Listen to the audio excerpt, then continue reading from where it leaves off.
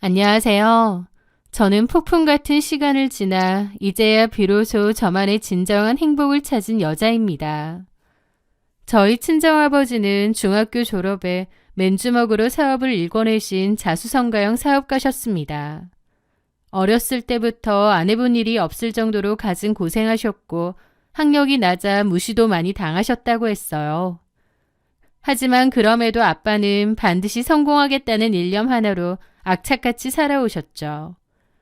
직원 2명의 작은 회사에서 출발해 지금은 직원 40명 정도 되는 중소기업을 운영하세요. 평생을 치열하게 사신 아버지는 자식들만큼은 고생시키지 않겠다는 일념이 강하셨습니다. 게다가 학벌에 대한 아쉬움과 미련이 크셨어요. 막내딸인 저에게 아빠는 입버릇처럼 말씀하셨죠. 미소야, 여자는 자고로 능력 있는 남자를 만나야 평생 손에 물 안 묻히고 산다. 너는 꼭 사짜 직업 가진 남자랑 결혼을 해라. 라고요. 아빠는 자신의 컴플렉스를 제 결혼으로 풀고 싶은 마음도 있으셨던 것 같아요. 어쨌든 제가 결혼할 남자는 아빠가 정해줄 거라며 아주 어렸을 때부터 귀에 못이 박히도록 얘기하셨습니다. 그렇게 아빠의 성화와 강요에 못 이겨 저는 일찍부터 여러 번의 선을 보게 되었습니다. 그러다 만나게 된 사람이 바로 피부과 페이닥터였던 유혁재였습니다. 훤칠한 키에 서글서글한 인상, 그리고 무엇보다 아버지가 그토록 원하던 의사 타이틀을 가진 그 남자. 사실 선을 보게 되었을 때 그 남자와 제가 서로 너무 마음에 들고 첫눈에 반하고 그런 건 아니었습니다. 적당히 대화가 잘 통했고 서로의 니즈가 잘 맞는 편이었죠.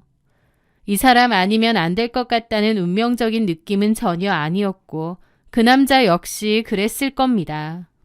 그럼에도 그 남자와 저는 조건이 잘 맞았기에 결혼으로 빠르게 갈 수 있었어요. 왜냐면 그 남자는 개천용 출신의 의사였는데요. 집이 꽤 어려운 편이었다고 하더라고요. 그래서 악착같이 공부해서 의대 나왔던 거고요. 돈에 대한 집착도 컸고 야망도 큰 사람이었습니다. 그래서 결혼을 한다고 해도 사랑보다는 자신의 야망을 채워줄 여자가 필요했던 것 같기도 해요. 저 같은 경우는 일단 결혼 생각이 엄청 큰 편은 아니었습니다. 하지만 그렇다고 결혼에 대한 거부감도 없었어요. 괜찮은 사람이 나타나면 결혼해야지 정도였거든요. 게다가 아빠가 어렸을 때부터 귀에 못이 박힐 정도로 능력 있는 남자, 사회적으로 성공한 직업의 남자를 만나야 된다고 그러셨잖아요. 그러다 보니 저도 자연스레 결혼은 서로의 마음보다는 직업이 더 중요하다고 생각했던 것 같기도 합니다. 저한테도 그 남자는 필요한 조건의 남자였던 거죠. 저희 아빠의 눈에 찰만한 사람이고요. 그렇게 저희는 어떤 애정보다는 서로의 조건이 맞는 합의에 의한 결혼을 했던 것 같아요. 당연히 의사 사위를 맞이하게 되니까 저희 아빠는 남편을 도와주려고 한 부분이 꽤 됩니다. 일단 저희 결혼하면 신혼집도 아빠가 해주신다고 했고요. 또 남편이 페이닥터로 일했지만 개원을 하게 되면 아빠가 많이 도와주신다고 했죠. 남편은 결혼 후에 천천히 개원을 준비했고 초기 자금도 아빠가 도와주신 상태였어요. 그렇다 보니 사실상 남편은 거의 몸만 와서 장가를 든 셈이었습니다. 어쨌든 그렇게 저희는 결혼을 하게 되었는데 그 후 남편은 뻔뻔할 정도로 당당하게 금전적 지원을 요구하더라고요. 아빠도 해준다고 약속한 부분이 있기 때문에 흔쾌히 해주신다고 했지만 남편은 그런 걸 고마워하지도 않았습니다. 그저 당연히 받아야 될 걸 받는다고 생각하더라고요. 의사 사위 맞이했는데 이 정도는 당연히 해주셔야 되는 거 아니냐라고 생각하는 게 너무 눈에 보일 정도였죠. 어쨌든 거기까지는 괜찮았습니다. 서로가 원하는 조건이 있었고 그 조건에 부합해서 하는 결혼이었으니까요. 저도 아빠의 등살에 못 이겨 결혼을 한 감이 없지 않아 있었지만 그 정도는 얼마든지 괜찮았습니다. 그런데 결혼하고 나서 보니 남편은 제가 생각했던 것과 너무 다른 사람이더라고요.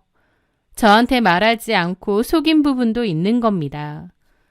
결혼 전까진 몰랐는데 결혼하고 보니 남편에겐 빚이 있더라고요. 몇 천만 원 정도였긴 한데 갚지도 않고 그대로 이자만 나가고 있었죠.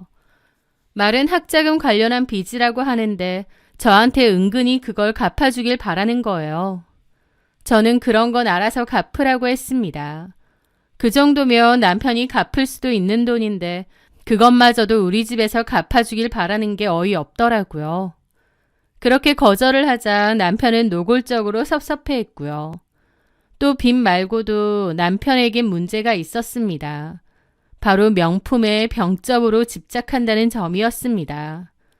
남들 눈을 엄청 신경 쓰고 겉으로 꾸미는 것에 집착하더라고요. 피부과 의사다 보니까 피부 관리하고 이런 건 다 알겠는데 명품을 너무 좋아하는 겁니다. 없이 살았다가 이제 돈을 좀 벌게 되니 거의 환장하는 수준이었죠. 저는 평생 여유롭게 산 편이었지만 명품을 그렇게 좋아하진 않습니다. 몇 가지가 있긴 해도 그냥 필요하고 마음에 들면 사는 정도지 남편처럼 모든 걸 다 명품 브랜드에서 사야 되는 건 전혀 아닙니다. 하지만 남편은 옷이며 신발, 심지어 집에서 사용하는 가구, 그릇들까지 다 명품 브랜드로만 사자고 하더라고요. 솔직히 그 돈 아껴서 자기 대출부터 갚아야 되는 거 아닌가 싶었는데 또 그러진 않는 겁니다. 저랑은 소비 습관이 많이 달랐죠. 빚이 있음에도 자기 필요한 거 먼저 사야 되는 주의였으니까요. 가만 보니까 남편은 이렇게 안 갚고 버티다 보면 또 저희 친정에서 알아서 갚아주겠지 생각하는 것 같기도 했습니다. 하지만 저도 남편의 그런 행동이 얄미워 딱히 그럴 생각은 없었지만요. 그렇게 결혼하고도 시간이 좀 지났을 때였습니다. 남편의 핸드폰에서 사진 옮길 게 있어서 갤러리에 들어갔다가 어떤 여자랑 여행을 갔다 온 사진을 우연히 발견하게 되었습니다. 황당해서 날짜를 보니 결혼 전이었더라고요. 제 기억엔 이날 학회 세미나 때문에 제주도를 간다고 했던 것 같은데 제주도가 아니라 어떤 여자랑 밀월 여행을 즐기고 온 거였어요. 기가 막히더라고요. 저랑 결혼 바로 직전이었는데 이런 일을 벌인다니요. 저는 바로 남편에게 따졌습니다. 이 여자는 도대체 누구냐고요. 그랬더니 남편은 잘못했다고 빌면서 전 여친이라고 술술 불더라고요. 나랑 결혼 준비하는 동안에 전 여친 만나서 밀월 여행? 이건 진짜 아니다 싶었던 저는 바로 이혼하자는 얘기를 했습니다. 신뢰가 깨졌으니 같이 살긴 어렵다고요. 그러자 남편은 파리처럼 빌더군요. 미소야, 내가 정말 잘못했다. 왜 남자들 결혼 전에 기분 싱숭생숭하고 그래서 충동적으로 엉뚱한 짓 많이 하잖아. 갑자기 전 여친한테 연락을 해본다던가 그런 식으로. 나도 그랬나 봐. 각 잡고 전 여친이랑 여행까지 갔다 왔는데 이게 충동적인 거야? 그리고 충동적이라고 하면 뭐가 달라져? 어쨌든 바람핀 거잖아. 내가 진짜 잘못했어. 근데 이거 결혼 전이잖아. 결혼 후엔 이런 일 절대 없었어. 맹세코. 지나가던 개가 웃을 소리였습니다. 저는 웃기지 말라고 결혼 직전에 전 여친 만나서 여행 가는 남자면 결혼해서도 분명 딴짓거리 할 거라고 나는 더 이상은 못 산다고 했습니다. 이혼을 준비할 거니까 그런 줄 알라고 하면서요. 그때 저는 정말 이혼을 결심했습니다. 그런데 공교롭게 이틀 뒤 아빠 회사 창립기념일 행사가 있었어요. 아빠 주변 지인분들도 축하해주러 많이 오셨죠. 일단 정해진 행사니까 그거 끝내고 이혼 얘기를 하려고 마음먹었습니다. 그렇게 저와 남편도 참석을 했죠. 이 행사만 끝나봐라 바로 남편과 정리하겠다고 부모님께 말씀드려야지 거듭 다짐하면서요. 그런데 그날 아빠가 저희 남편을 데리고 여기저기 지인들에게 엄청 자랑하고 다니시는 겁니다. 우리 의사 사위라면서요. 아빠는 의사 사위를 맞이한 게 너무 기쁘고 자랑스러우셨나 보더라고요. 남편도 신나서 저희 아빠 비위 맞추면서 싹싹한 척 세상 성격 좋은 사위인 척 굴었고요. 그걸 지켜보는 저는 너무 착잡했죠. 아빠가 저렇게 신나하시는데 거기다 대고 이혼을 하겠다는 말이 도저히 안 나오는 겁니다. 그래서 이혼을 좀 망설이게 되었는데 눈치 빠른 남편도 제가 망설이는 걸 알았는지 저한테 선물 공세며 이벤트 공세를 하면서 싹싹 빌더라고요. 결혼 전 일이니 한 번만 봐달라고요. 다시는 그런 짓 하지 않겠다고 하면서요. 눈물까지 글썽였죠. 사실 결혼 전이든 뭐든 바람을 폈다는 사실은 똑같잖아요. 그런데 이미 아빠 때문에 이혼이 망설여진 저는 결국 오랜 고민 끝에 이혼을 포기하기로 했습니다. 그래, 결혼 전에 그랬으니까 라고 애써 합리화하면서요. 대신 남편에게 또 걸리면 그때는 바로 이혼이라고 집에서 몸만 나가라고 했죠. 남편도 다시는 그런 일 없을 거라고 여러 번 맹세했고요. 찝찝함이 너무 컸지만 결국 그런 선택을 하고 말았습니다. 마음 한켠에선 잘난 남편 얻으려면 이 정도는 감수해야 하는 건가 보다 라며 스스로를 가스라이팅 하기도 했고요. 아빠 핑계를 댄 것도 있지만 아니다 싶었을 때 그만둘 용기가 저에게도 없었던 것 같습니다. 그 결혼 생활은 겉으로는 잔잔한 호수처럼 평화로워 보였습니다. 남편은 저에게 잘했고 다정했고 겉으로는 큰 문제 없이 잘 지내는 듯 보였죠. 제 마음 한구석에는 남편에 대한 신뢰가 금이 가긴 했지만 이혼하지 않고 살기로 했기에 애써 티내지 않고 그냥저냥 잘 지냈습니다. 속으로는 늘 불안함과 집착이 생겼지만 애써 괜찮은 척 하면서요. 그러던 어느 날 남편이 대학 동기들과 1박 2일로 바다 낚시를 다녀오겠다고 했습니다. 저는 아직도 남편이 의심스러웠기에 꼬치꼬치 캐묻고 싶기도 했지만 남편은 준비하는 도중에 친구들이랑 통화도 하고 낚싯대도 준비하고 그러길래 이번엔 아니겠지 생각했습니다. 하지만 막상 남편이 집을 나가고 나니 제 마음속에 있던 의심은 걷잡을 수 없이 커져가더라고요. 저 사람이 또 나를 속이고 여자 만나러 가는 거 아닐까? 아직 그 전 여친이라는 여자랑 만나고 있는 건 아닐까? 하고요. 그런데 공교롭게 남편의 서재 컴퓨터가 눈에 띄었습니다. 남편은 게임이 취미였어요. 병원 일로 스트레스를 받으면 밤 늦게까지 게임을 하곤 했죠. 그래서 컴퓨터를 잘 켜놓고 다녔습니다. 저는 게임에 대해서 잘 모르지만 남편 말로는 이렇게 내버려두면 자동 게임이 실행되면서 보너스 같은 게 저절로 쌓인다고 하더라고요. 그래서 컴퓨터를 보통 끄지 않고 계속 플레이를 해둔다는 거예요. 정확히 뭔진 모르지만 하여튼 남편은 그런 식으로 컴퓨터를 잘 켜둔 채 모니터만 끄고 다녔습니다. 저도 남편의 취미니까 존중해 주었고요. 그렇게 계속 의심이 갔던 저는 결국 그 모니터를 켜봤습니다. 제 예상대로 PC 카카오톡도 그대로 뒀더라고요. 로그아웃 하지 않고요. 평소에는 제가 남편 컴퓨터를 볼 일이 없다 보니 남편도 그냥 그렇게 켜둔 채 잘 놔두고 다녔는데 그날만큼은 달랐죠. 저는 그 카톡을 살펴보다가 그 방을 발견했습니다. 상대방 이름은 영호였습니다. 성도 없이 이름만 해놓은 거 보니 가까운 친구 같은데 용호라는 이름의 친구가 있나 의아하더라고요. 남편은 친구가 그렇게 많은 편은 아니라서 저도 대강 누군지 알거든요. 용호라는 이름은 처음 들어본 이름이었죠. 그렇게 대화 내용을 보던 저는 제 두 눈을 의심해야만 했습니다. 진짜 짜증나. 오늘도 그 못생긴 ATM기 비 맞추느라 토 나오는 줄 알았네. 아침밥 먹는데 얼굴 보니까 밥맛이 뚝 떨어지더라. 에구구, 우리 자기 고생이 많네. 그래도 참아야지 어떡해. 병원 개원할 때까진 꾹 참아야지. 그러니까 내가 참고 살지. 돈만 아니었으면 진작 걷어찼어. 주제 파악도 못하고 전에 이혼하자고 발광하는데 진짜 생각 같아선 바로 이혼 갈기고 싶은 거 겨우 참았네. 누군 지가 좋아서 이러고 사나? 조금만 더 고생해. 병원 받고 자리 잡으면 그 아줌마 버리고 우리끼리 새 출발하면 되잖아. 준비금은 좀 받았다며. 그랬지. 조만간 본격적으로 준비할 건데 그때 다 받아내야지. 성아야, 우리 예쁜 성아 얼굴 보면서 좀 참아야겠다. 그나저나 너랑 놀러 갈 생각하니까 벌써 설렌다. 나도 보고 싶어, 자기야.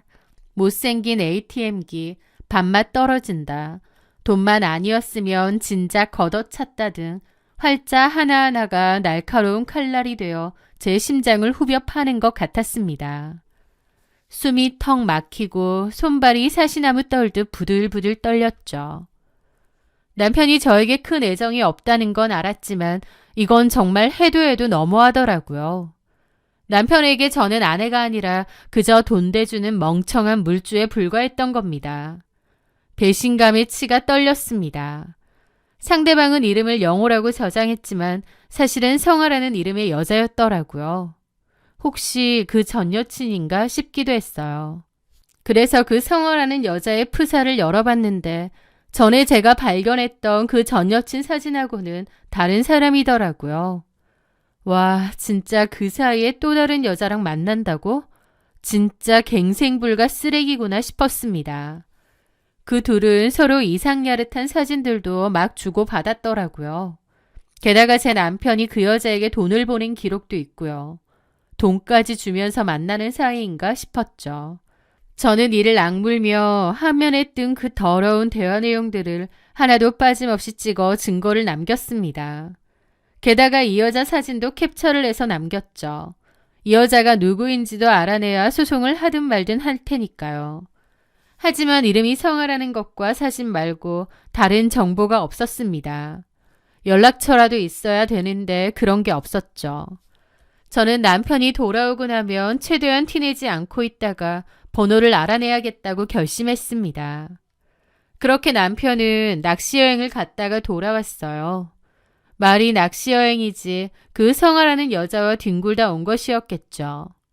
남편은 싱글벙글한 얼굴로 저를 보며 여보, 나 잘 갔다 왔어. 친구들 오랜만에 만나니까 참 좋더라. 친구들하고 시간 보내고 오라고 배려해줘서 고마워. 나 많이 보고 싶었어? 그러는데 그 얼굴이 너무 역겹고 가식적인 겁니다. 제 앞에서는 다정다감한 척 눈치 보고 설설 기는 척 하면서 뒤에서는 온갖 욕하고 험담하고 사람 깔아뭉개고 바람피고 와, 진짜 생각 같아선 그 면상을 손바닥으로 후려갈기고 싶더라고요. 하지만 저는 온갖 인내심을 발휘해서 꾹 참았습니다. 나 없어서 혼자 무서웠던 거 아니지? 무섭기. 거기 좋더라. 다음에 자기도 같이 가자. 저는 코웃음이 절로 나오는 걸 참고 말했습니다. 그래. 저는 잘 살펴보다가 남편이 방심할 때 폰에서 그 성아라는 여자의 연락처를 알아내야겠다고 결심했습니다. 그런데 남편이 얼마나 핸드폰을 사수하는지 도저히 볼 기회가 없었어요. 잘 때조차도 베개 밑에 깔고 자고 평소에도 늘 손에 쥐고 다니더라고요. 어차피 바람 피웠다는 증거는 있으니 그냥 남편한테 다 얘기하고 이혼하자고 하는 게 나을까 싶기도 했지만 저는 그 상대방 여자 정보도 알아내서 바로 소송을 하고 싶었습니다. 그런데 그 후 저는 아주 황당하게도 그 여자를 직접 맞닥뜨리게 되었습니다. 너무 어이없는 곳에서요. 바로 저희 신우 가족 상견례장에서였죠. 남편에게는 3살 어린 여동생이 있는데요. 이름은 유현미고 내년에 결혼을 한다고 했습니다. 양가 부모님끼리는 이미 만나서 상견례를 했다는데 그 후에 가족끼리도 다 같이 모여서 식사하는 자리를 가지기로 한 거죠. 저와 남편도 참석하기로 했고요. 그 와중에 시어머니는 저한테도 은근히 신우 결혼하는데 돈 좀 보태주라며 압박을 했습니다. 남편도 그렇지만 시댁 식구들도 완전 저를 ATM기로 보는 것 같았죠. 어차피 이혼할 거라서 해줄 생각도 없었지만 일단은 암소리 안 했습니다. 그렇게 가족끼리 다 모이는 식사 자리에 참석하게 되었어요. 신우랑 결혼하기로 한 심해분의 가족들도 다 참석을 했는데요. 거기에는 심해부의 누나도 같이 왔죠. 우리 신우 말로는 심해부의 누나, 그러니까 신우의 신우가 될 그 여자는 예전에 아이돌 지망생으로 기획사에서도 잠깐 있었을 정도로 예쁘다고 하더군요. 하여튼 그렇게 신우네 사돈가족들을 다 같이 만나게 되었는데 식당 룸 안으로 들어간 순간 숨이 멎을 뻔했습니다. 왜냐면 제가 봤던 그 성화라는 이름의 카톡 프로필 사진 속 여자가 웃으며 저희에게 인사를 하고 있었으니까요. 너무 놀란 저는 이게 뭐지 혼란스러웠습니다. 저 여자는 내 남편하고 바람난 여자인데 저 여자가 여기 왜 있지 싶었죠. 저는 자리에 앉아 그 여자를 봤습니다. 그제서야 알겠더군요. 남편은 한마디로 사돈처녀와 불륜을 저지르고 있었던 거예요. 자기 여동생과 결혼할 남자의 친누나. 이게 무슨 말도 안 되는 짓인지 진짜 남편이 미친놈처럼 보이더군요. 그런데 그 여자가 먼저 저희 남편더러 웃으며 그러는 겁니다. 안녕하세요, 원장님. 잘 지내셨죠? 아, 예, 성아 씨. 성아 씨도 잘 지내셨죠? 그러면서 묻지도 않았는데 저한테 그러는 겁니다. 최성아 씨라고 우리 병원에 와서 피부 관리 받고 가셨거든. 현민의 신우 되실 분. 알고 보니 우리 신우가 그 여자에게 병원 소개를 해준 모양이었습니다. 의사와 환자 사이로 만났다가 둘이 눈이 맞은 모양이었죠. 기가 막혔습니다.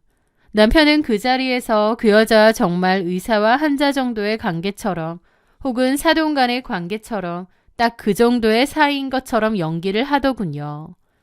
모든 걸 알고 있는 저는 정말 역겨웠고 더 이상 못 해먹겠다 싶었습니다. 조용히 뒤로 준비해서 한 큐에 이혼하고 끝내려고 했는데 둘이서 가식 떨며 연기하고 있는 꼬라지를 보고 있자니 여기서 다 뒤집어 엎어야겠다 싶었던 거죠. 저는 언제 얘기를 할까 타이밍을 보고 있었습니다. 그런데 잠시 후 식사가 바로 나왔어요. 그런데 그 여자가 어머, 음식이 좀 멀죠? 하면서 제 남편 쪽으로 게장하고 반찬을 밀어주는 겁니다. 그러자 남편은 아유, 감사합니다. 얼른 드세요, 성아 씨도. 네, 많이 드세요. 이 지랄을 떨고 있더라고요. 그것들 입장에선 지금이 얼마나 스릴 넘치겠나요. 그 여자는 저한테도 불쑥 그러더라고요. 현미한테서 얘기 많이 들었어요. 현미는 제 신우의 이름입니다. 제가 가짜나서 대답했죠. 제 얘기를 했다고요? 네, 올케 언니가 진짜 화통하고 성격 좋고 멋지다고요. 그러면서 웃는데 아, 이게 사람 놀리는구나 싶더라고요. 제 뒤에서 제 남편이랑 ATM이니 어쩌니 개소리를 짓거리고 앞에서까지 대놓고 나를 농락하는구나 싶었죠. 저는 그래, 지금 얘기하자 싶더라고요. 그 가짜는 꼴을 더 봐주기가 힘들었죠. 아, 우리 아가씨가 그렇게 말했어요? 뭐 때문에 화통하고 성격 좋고 멋지다고 했을까? 나는 우리 아가씨랑 별로 친하지도 않은데. 제가 그렇게 말하자 분위기가 싸해졌습니다. 신우도 당황해서 저를 보더라고요. 저는 신우에게 그랬죠. 우리 별로 개인적으로 얘기를 안 해봤잖아요. 근데 그런 얘기하고 다녔어요? 신우가 어이없는 표정을 지었죠. 언니, 왜 그러세요? 혹시 아가씨 결혼할 때 어머님이 나한테 금전적으로 좀 도와달라고 하던데 그거 내가 도와줄 것 같아서 그런 말 한 거예요? 근데 어쩌죠? 나는 그럴 생각이 없어요.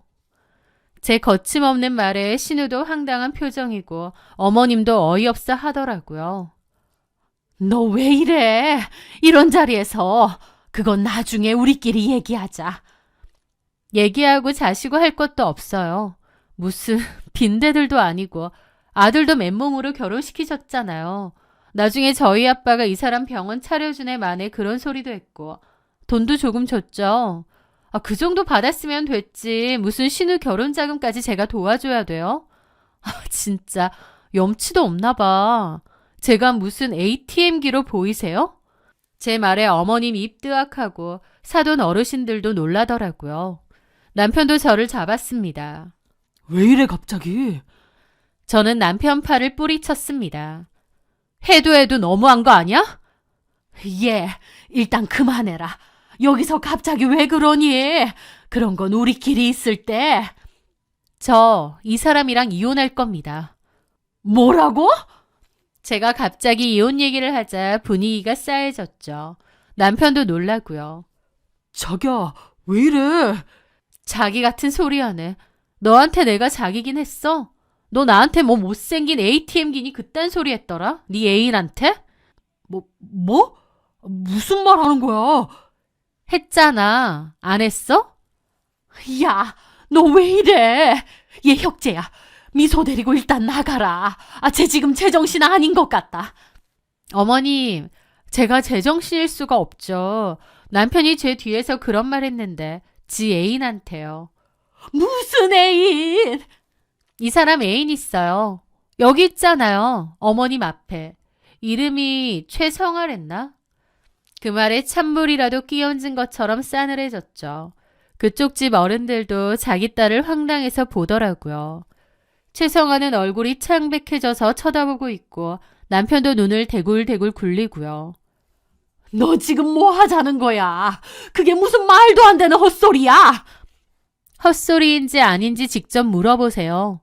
최성아 씨, 내 남편이랑 자고 다니는 사이 맞잖아요. 애인 맞죠?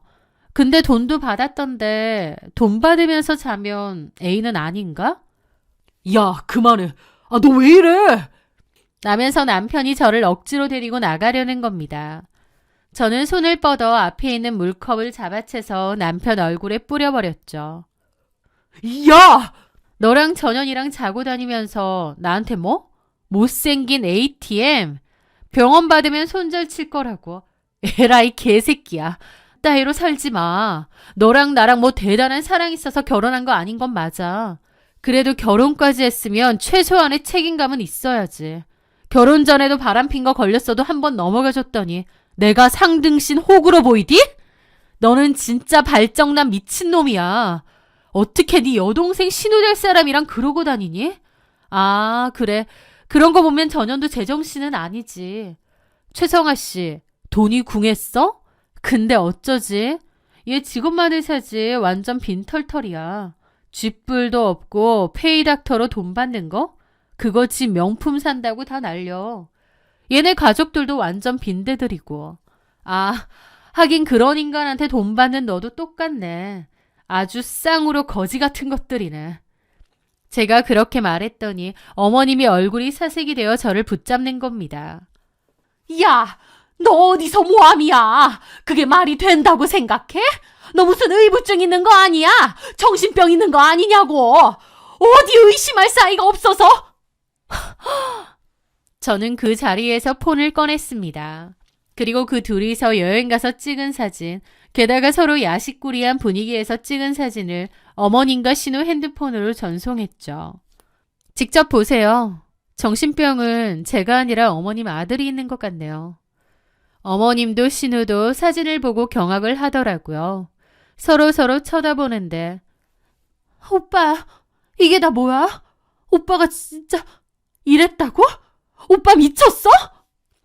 아니, 그게 아니라 성화라는 여자는 얼굴이 터질 듯이 변해서 어쩔 줄 몰라 하고 그 집 부모님도 기가 막힌지 뒷목을 잡으시더라고요. 누나, 진짜 그랬어? 진짜 현민의 오빠랑 그랬다고? 제정신이야? 서로 기가 막혀하는 그 꼴을 보며 저는 제 가방 챙겨서 벗어났습니다. 그리고 집에 가자마자 남편 짐 대충 챙겨서 밖으로 던져버리고 비번도 바꿔버렸어요. 이 사실을 다 알게 되고 가장 먼저 폭발한 건 저희 아빠였습니다. 아빠는 화가 머리끝까지 나서 남편 병원에 찾아갔고 바로 멱살 잡았죠. 야, 이 쓰레기 같은 놈아. 감히 내 딸을 ATM기 취급을 하고 바람을 펴? 왜 이러세요? 놓으세요. 못 넣는다. 원장 어디 갔어? 환자랑 따로 만나서 부적절한 사이 맺는 거 니네 대표 원장은 알아? 내가 이거 그냥 넘어갈 줄 알아? 거기 환자들도 다 있었는데 아빠가 난리를 피우는 바람에 완전 뒤집어졌죠. 남편은 결국 그 병원에서 해고가 되었고 그 일대의 소문이 다 퍼졌다고 하더라고요. 신우의 결혼도 당연히 산산조각이 났습니다. 남편은 그 길로 쫓겨났고요. 친정아버지는 유능한 변호사를 선임해 남편에게 지원해 주려고 했던 병원 개원 자금을 10원 한 장까지 악착같이 회수했죠. 그리고 저도 이혼 소송을 통해 남편에게 유책 사유를 물어 위자료를 청구했고 상간 여인 최성아에게도 상간 소송을 걸었습니다. 아빠는 그런 쓰레기 같은 놈을 소개해줘서 미안하다며 다른 괜찮은 사람을 찾아보겠대요. 하지만 저는 그런 아빠의 제안을 단칼에 거절했습니다. 아빠가 원하는 사윗감인 것 같아 큰 애정 없이 한 결혼이었는데 결국 이렇게 됐다고. 누군가를 또 만나고 싶지도 않지만 설령 만난다고 해도 내 뜻대로 만나겠다고요. 제가 받은 상처가 크다는 걸 아빠도 잘 알기에 더 이상 저에게 재혼을 강요하진 않으시더라고요. 저도 너무 큰 상처를 받았고 사람에 대한 불신으로 힘든 시간을 보냈습니다. 당연히 재혼은 하고 싶은 마음도 없었죠. 그런데 사람 인연이라는 게 있는지 그로부터 1년 정도 지났을 무렵 저에게는 새로운 인연이 생겼습니다. 그 친구는 동네 소꿉친구였고 저랑은 가깝고 친하게 잘 지냈죠. 제가 이혼하고 난 뒤에도 저를 많이 위로해주고 다독여준 친구이기도 하고요. 그냥 친구였다고 생각했는데 어느 순간 이성의 마음이 싹 트기 시작했고 그 후 그의 진심에 마음을 열고 재혼을 결심했습니다. 두 번째 결혼이라 처음보다 더 큰 용기와 믿음이 필요했는데 그런 제 마음을 알아주고 달래준 사람이었죠. 그렇게 재혼한 남편과는 참 편하고 행복하게 잘 지내고 있습니다. 전 남편하고 살 때는 겉으로는 행복해 보여도 속으로는 늘 불안하고 발이 붕 뜬 것 같은 기분도 많았는데 지금 남편은 저를 안정감 있게 해주는 사람이었어요. 아, 이런 게 행복이구나 라는 걸 느끼며 너무 잘 지내고 있습니다. 전 남편은 저를 못생긴 ATM기 취급하며 농락했지만 지금의 남편은 저를 세상에서 가장 귀한 사람이라 불러줍니다. 어떤 조건이 아닌 신뢰와 사랑을 선택하니 더 행복하고 좋은 것 같아요. 저는 이제 이 행복을 절대 놓치지 않고 하루하루를 선물처럼 아끼며 살아가려 합니다. 제 사연 들어주셔서 감사합니다.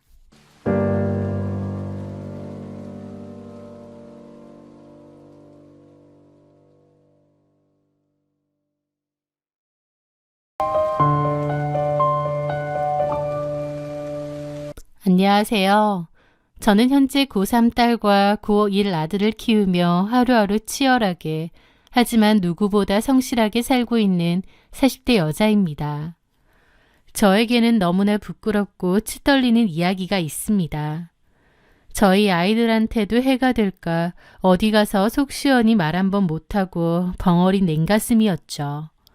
하지만 이제 시간이 어느 정도 흘렀기에 익명의 힘을 빌려 이곳에 훌훌 털어놓으려 합니다. 이야기의 시작은 6년 전으로 거슬러 올라가네요. 당시 남편 하정수는 중소기업 만년 과장이었는데 월급이 턱없이 적었습니다. 숨만 쉬어도 나가는 고정 지출에 점차 커가는 아이들 학원비에 식비까지 매달 카드값 메꾸기에 급급해 적금은 꿈도 못 꾸는 상황이었죠. 엄마, 나도 수학학원 다니고 싶어. 친구들은 다 선행학습하는데 나만 진도 못 따라가. 어린 아들의 그 한마디가 제 가슴을 후벼 팠습니다. 남편 월급만 바라보다가는 안 되겠다 싶더군요. 가만히 있을 수 없어 제가 팔을 걷어붙이기로 했죠. 하지만 제가 가진 기술이라곤 요리 솜씨뿐이었습니다. 평소 동네 엄마들 사이에서도 소연 엄마가 무친 나물은 왜 이렇게 맛있냐, 반찬 너무 맛있다, 좀 나눠주라는 소리를 심심찮게 들었던 터였어요. 간도 정말 잘 맞추고 제가 하면 김치볶음밥 하나도 맛있다는 말을 자주 들었죠. 저도 나름 제 손맛에 자신감이 있었고요. 하지만 창업이라는 게 쉽지 않았기에 좀 오랫동안 고민하고 이것저것 많이 알아봤습니다. 결국 친정에서 돈을 좀 빌렸고 용기를 내어 아파트 상가 귀퉁이에 작은 반찬 가게를 열었습니다. 작은 5평짜리 가게였죠. 저는 친정에서 돈까지 보태준 마당이니 정말 죽기 살기로 해보자 싶었습니다. 돈을 벌려고 시작한 건데 더 까먹으면 안 되니까요. 새벽 4시에 일어나 도매시장에서 제일 싱싱한 채소를 떼어오고 조미료 하나 없이 멸치 육수 우려내고 갖은 정성 어린 마음으로 반찬들을 만들었습니다. 내 가족, 내 아이 먹인다는 심정으로요. 한식 반찬이라는 게 워낙에 손이 많이 가는 것들이 많잖아요. 손목은 혹사당하니 늘 시큰시큰. 퇴근하고 나면 파스를 덕지덕지 붙여가기도 했죠. 하지만 절대 게을리하지 않고 열심히 했습니다. 그리고 다른 반찬 가게와 차별화를 두기 위한 메뉴도 엄청 고심했어요. 그냥 단순한 반찬이 아니라 우리 가게에 와야 먹을 수 있는 반찬들이 필요하다고 판단했거든요. 참 열심히 악착같이 잠 아껴가며 레시피 짜고 집에서 만들어보고 노력했던 것 같습니다. 그런데 그 진심이 통했는지 오픈하고 얼마 지나지 않아 소위 대박이 터졌습니다. 처음 오는 손님들도 맛있다며 단골이 자주 되었고 그러면서 자연스레 홍보가 되더라고요. 제가 굳이 나서지 않아도 지역 맘카페에선 알아서 홍보도 되었습니다. 엄마 손맛 나는 진짜 반찬 맛집, 다양한 메뉴가 있음, 아이 먹을 메뉴도 많음. 이런 식으로 입소문이 퍼지기 시작했던 거죠. 전에는 아파트 주민분들만 왔다면 나중에는 좀 먼 동네에서도 오시는 거예요. 어떻게 오셨냐 물어보면 맘카페 보고 왔거나 주변 지인의 추천으로 일부러 오셨다는 분들도 정말 많더라고요.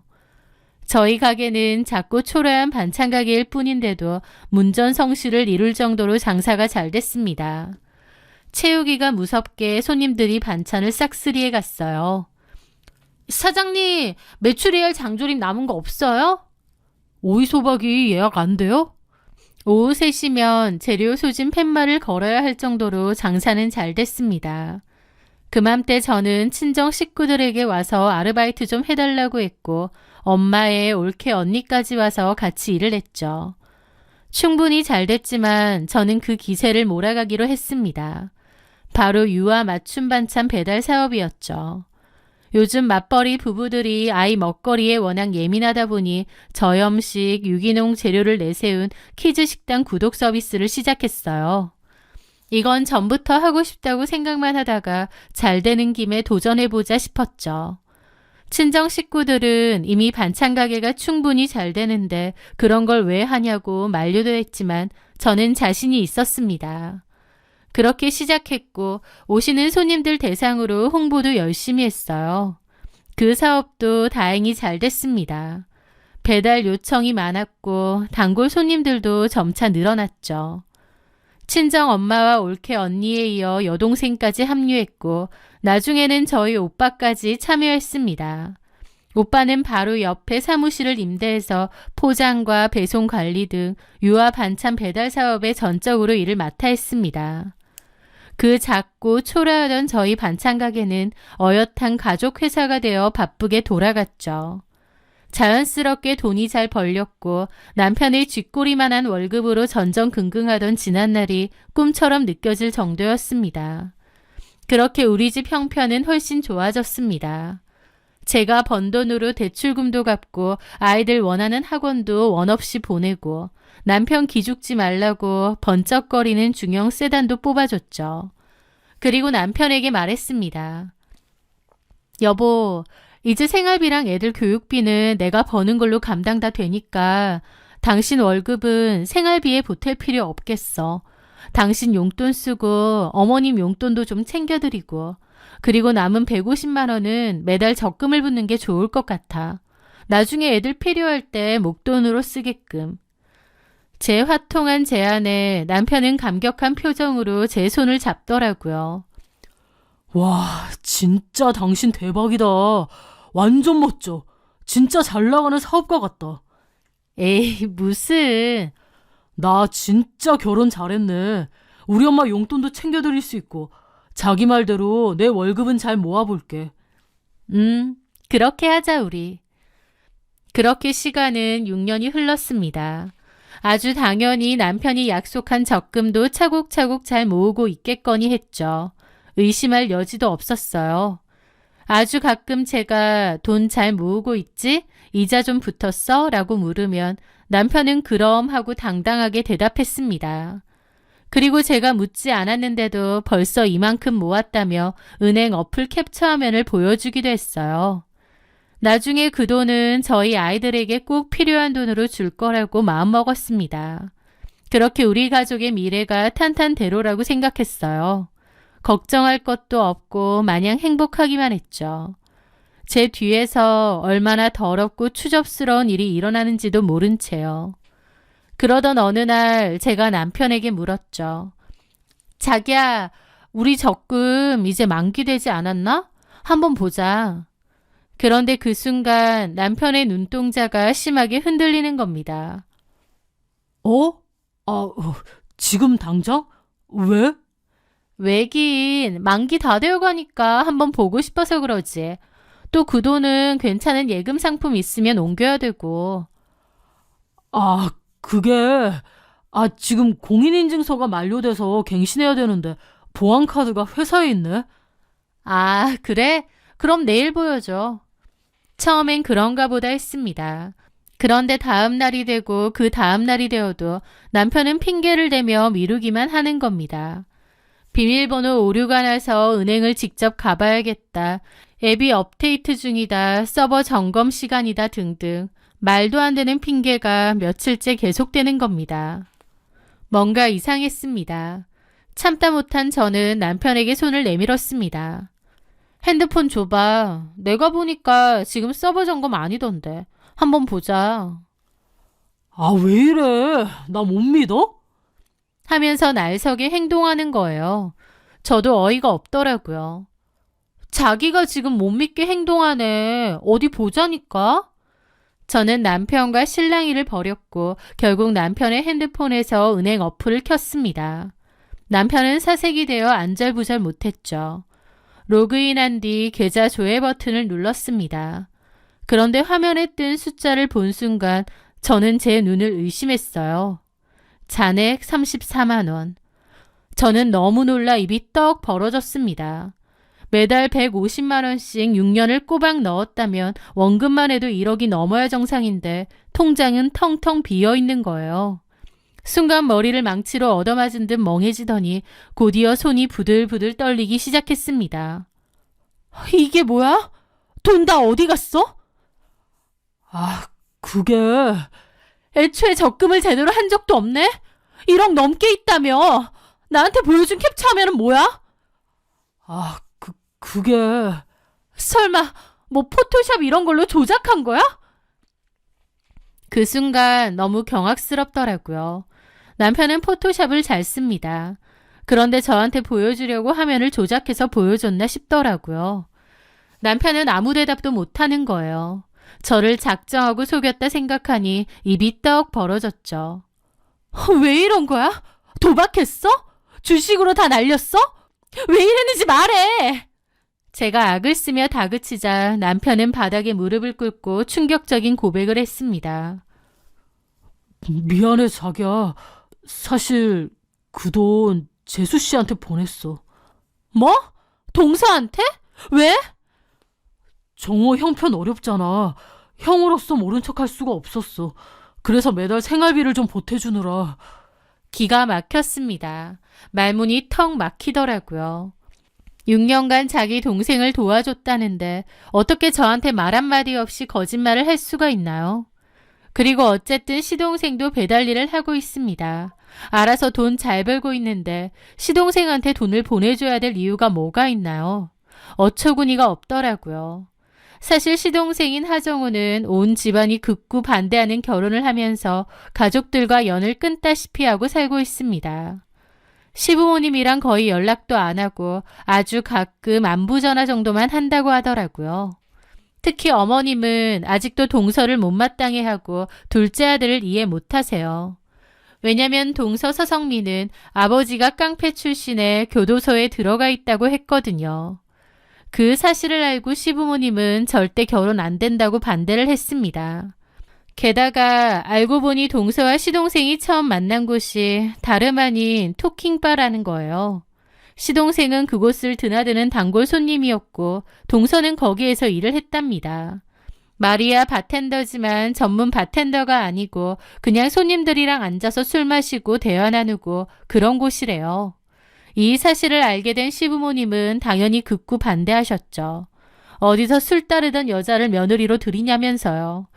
그때 시어머니는 식음을 전폐하고 들어 누우셨고 집안꼴이 말이 아니었습니다. 저희 남편도 시동생한테 정신 차리라고 했었죠.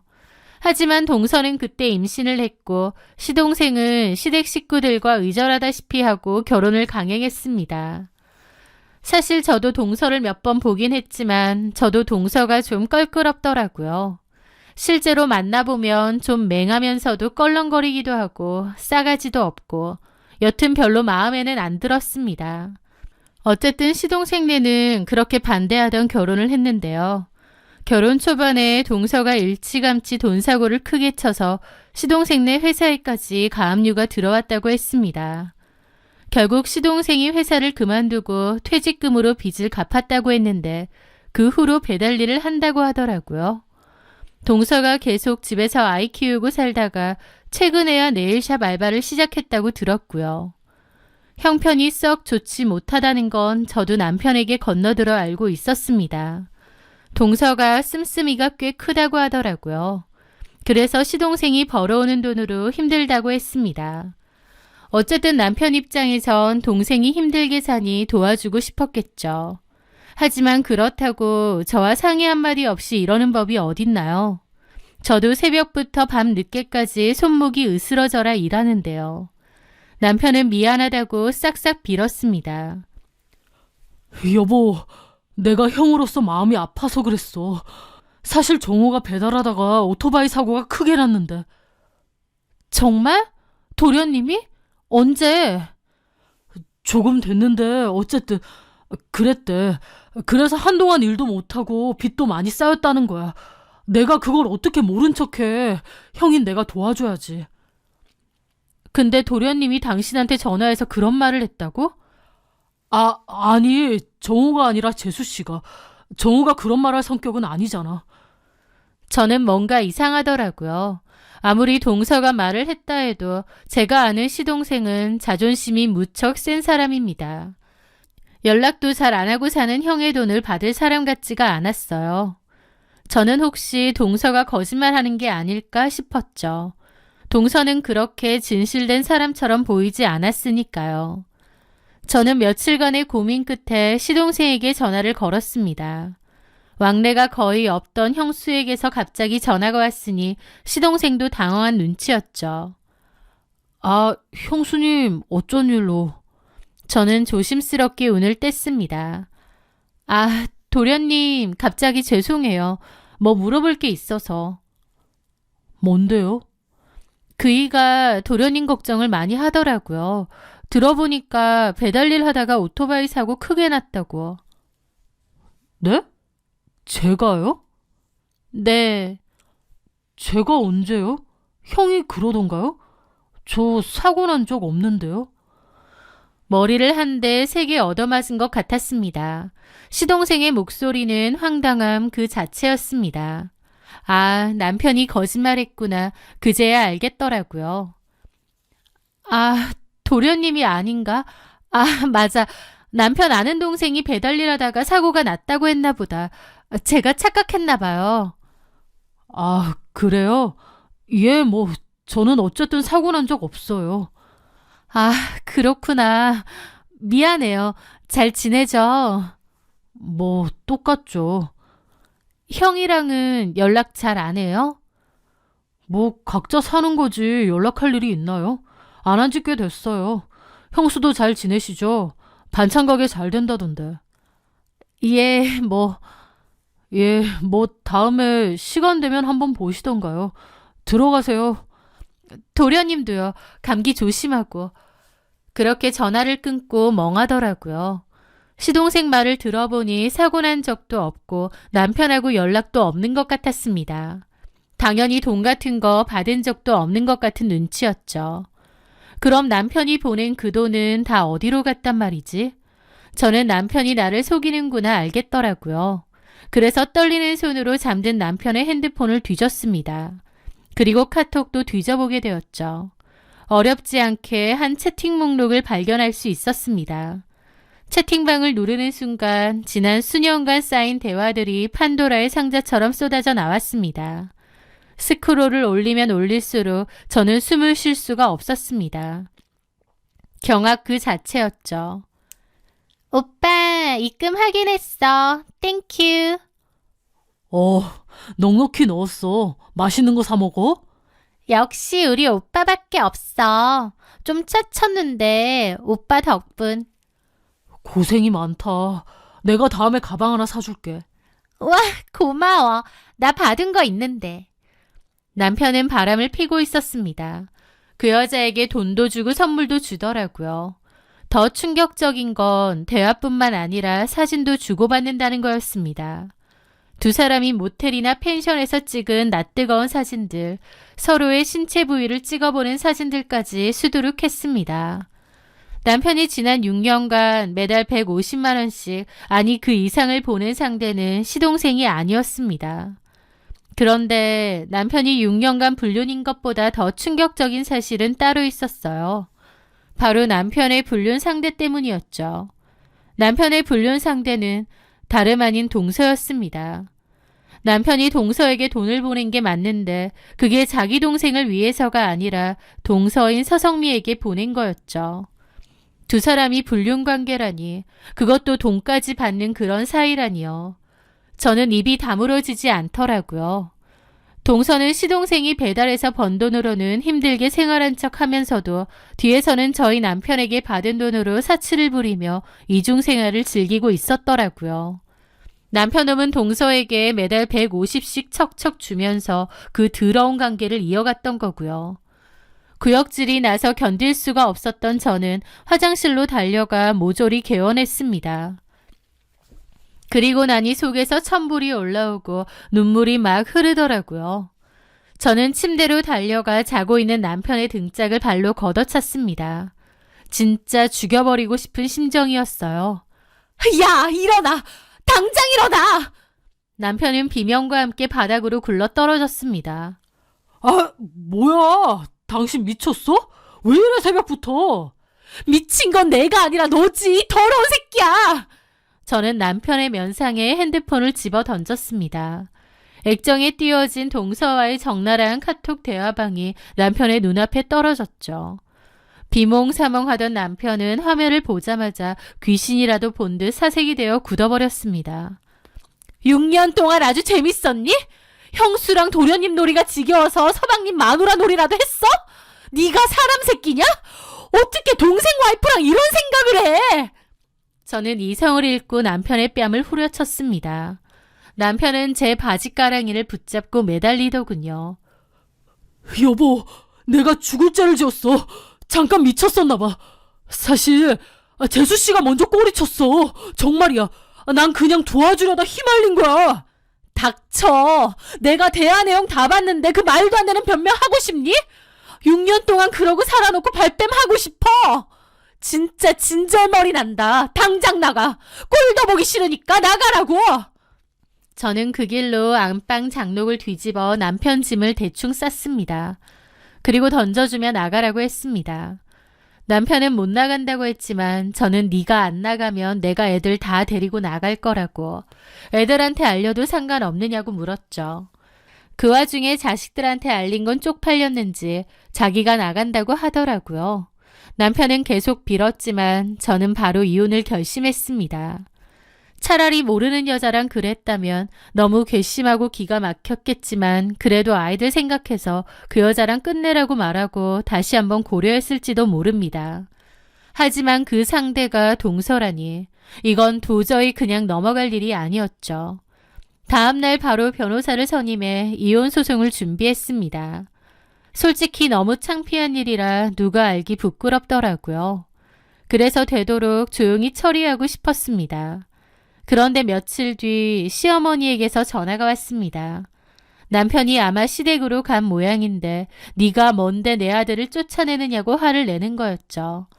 어머님 하는 말을 들으니 지 입으로 재수씨랑 바람났다고는 차마 말을 못하겠는지 동생네가 어려워서 몰래 생활비 좀 대주다가 걸렸는데 아내가 이혼하자고 한다라고 한 것 같더군요. 형이 동생 좀 도와줬다고 이혼하자고 보내는 게 말이 돼? 너 반찬 가게 좀 잘 된다고 이제 배는 게 없니? 돈 좀 번다고 남편이 우스워 보여? 시댁이 우스워 보이냐고? 어디서 남편을 쫓아내? 시어머니의 적반하장에 기가 차서 말이 안 나왔습니다. 어머니, 1억이 넘어요. 저랑 상의 한마디 없이 1억을 퍼줬다고요. 정호네가 오죽 힘들면 그랬겠니? 형이 되어서 동생 힘들어하니 도와준 걸 가지고 네가 마음 좀 곱게 쓰고 덮어주면 될 일을 가지고 이혼이니 뭐니? 당장 들어와서 정수한테 사과해라. 기가 막혀서 헛웃음이 터졌습니다. 그냥 조용히 이혼하려고 했는데 이런 식으로 나오니 저도 할 말은 해야겠더라고요. 어머님 아들이 무슨 짓을 저질렀는지 알아야 하니까요. 어머니, 제발 똑바로 하세요. 남편이 돈 보낸 거 도련님 불쌍해서 도련님 쓰라고 보낸 거 아닙니다. 동서 서성미한테 보낸 겁니다. 그게 그거지. 아니요.